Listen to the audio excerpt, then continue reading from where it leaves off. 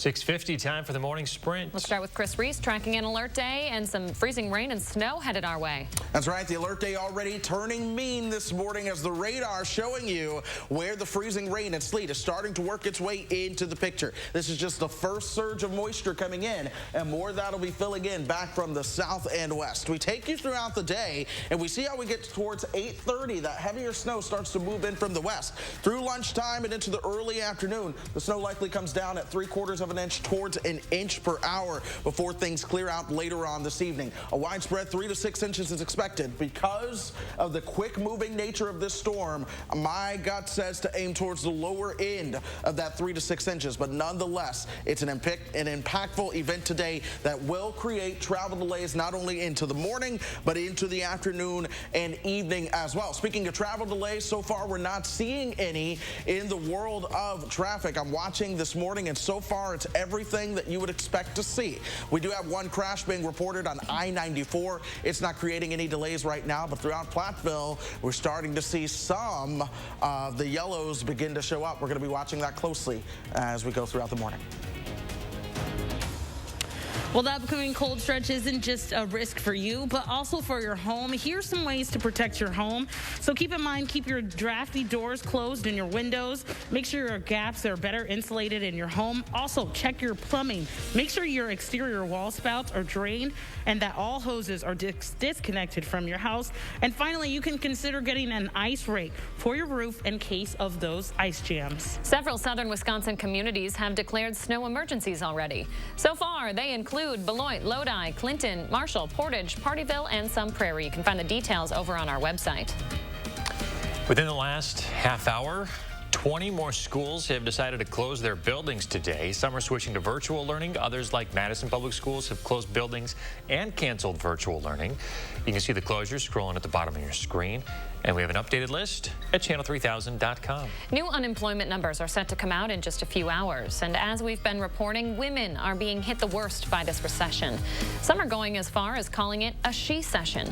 Women held a majority of service jobs that were lost in the pandemic, like hospitality, food service, healthcare, and education. They can also face disproportionate duties at home. 4 times as many women left the workforce in the fall compared to men. A new report shows 1 in 3 small businesses said that they don't expect to survive the pandemic without more help from the government. The Small Business Administration says almost all businesses surveyed reported applying for some form of emergency aid. The SBA survey was done in September and October. A new lawsuit alleges Foxconn is violating its contract with the state of Wisconsin after local governments spent hundreds of millions of dollars to prepare for the project. Hintz Real Estate Development claims Foxconn is breaking its contract by failing to build a facility in Mount Pleasant. The Journal Sentinel reports Foxconn declined to comment, saying it will continue to fulfill its financial obligations under the agreement.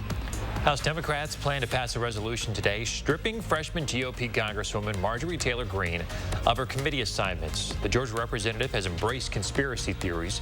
The House's top Republican, Kevin McCarthy, released a statement condemning Greene's comments, but didn't announce any formal steps to reprimand her. Greene is privately taking back some of her comments and has apologized for supporting groups like QAnon. Most House Republicans are standing by Representative Liz Cheney this morning. They held a vote last night allowing her to keep her position as Republican conference chair. Some members are upset she had voted to impeach former President Trump last month. Before the vote, Cheney told her Republican colleagues she would not apologize for her decision. Police still searching for the teenager suspected in last weekend's fatal mall shooting. 17-year-old Desmond Ellis is now officially charged in the shooting. According to a criminal complaint, Ellis was at the Fox Valley Mall in Grand Chute with his girlfriend when they ran into her ex-boyfriend, 19-year-old Giovanni Frausto. Witnesses say they got into an argument and then Ellis pulled out a gun, shooting and killing Frausto. One other person was injured. Officials worry domestic terrorism could be a threat heading into Super Bowl weekend. More than 500 people from the Department of Homeland Security are assisting with security on top of NFL security, the FBI, and local police departments. The game is scheduled to be at Raymond James Stadium in Tampa Sunday night. 22,000 fans have tickets. The Wisconsin Assembly plans to vote today to end the state's mask mandate. It will have to go through one more round, though, before it would become official, and that is the state Senate. The back and forth comes after the Senate voted last week to repeal Governor Evers' emergency order. The Assembly had to delay its vote amid concerns the state could lose $50 million in federal money. Speaker Robin Vos says the Assembly will pass a fix for that problem separately. Researchers in the UK are kicking off a study aimed at determining whether COVID vaccines that require 2 doses can be mixed and matched. British officials say if they can, it might help ease vaccine shortages. SSM Health is the latest local healthcare provider to expand its vaccination effort. It's now offering vaccines to anyone 65 and older. Until yesterday, it had only offered vaccines to people 75 and older. Patients in this age group will receive scheduling through their MyChart account, the mail, or email. Patients without access to those options can call one of SSM's 3 hotlines to schedule an appointment. We also have those numbers available at channel3000.com. And as promised, I wanted to give everyone one last chance to download our app. Scan this QR code, take out your phone. Even though we're not going to be on the air anymore, we are on social media. So give that a scan, and you will be able to download the app. You can interactively track the storm with our radar. And then, of course, we post video updates as well. So grab that, download that, and stay up to date. Be safe, folks. We'll see you tomorrow.